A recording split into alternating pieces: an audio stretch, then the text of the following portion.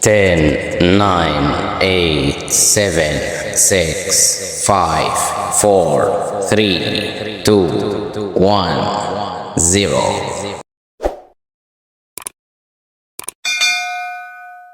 السلام عليكم ورحمة الله وبركاته متابعينا الكرام، أهلا ومرحبا بكم في فيديو جديد ومباراة جديدة واستمرار مباريات ومنافسات الأهلي الودية التحضيرية وبرشلونة الودية من أجل الاستعداد للموسم الجديد لعام 2026-2027. ولكن قبل ما نعرف تفاصيل وموعد المباراة والقنوات الناقلة والمعلقين، توقع معنا في تعليقات من يكون الفائز في هذه المباراة الودية التحضيرية، ولا تنسى دعمنا بالاشتراك في القناة ولايك الفيديو وتعديل التعليقات.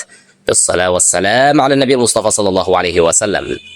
مباراة اليوم البلوغرانا برشلونة أمام المارد الأحمر النادي الأهلي ضمن مباريات ونهائي كأس إخوان جامبر البطولة الودية. ملعب مباراة اليوم ملعب سبوتيفاي كامب نو.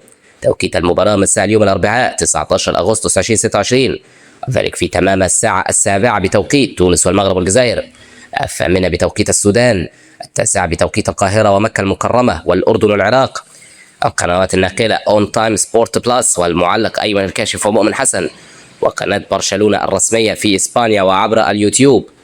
يذكر بأن برشلونة يقيم معسكر تحضيري لأجل الاستعداد للموسم الجديد، وقد تواجه أمام أوروبا وانتصر ب4 أهداف مقابل هدف، وتعادل أمام برمنغهام بهدفين لكل فريق، وانتصر أمام نوتنغهام بهدف نظيف، وخسر أمام أودينيزي بهدف نظيف، وانتصر أمام بازل ب5 أهداف مقابل هدفين. بينما تواجه النادي الأهلي في مبارياته الودية أمام النصر وانتصر ب5 أهداف مقابل هدف، ثم تواجه أمام لافينا وانتصر ب7 أهداف مقابل هدف، وتواجه أمام بترول أسيوط وانتصر بهدفين نظيفين، وتواجه أمام بدلونا الإسباني وانتصر بثلاثية نظيفة، وخسر أمام أوروبا الإسباني بهدفين مقابل هدف.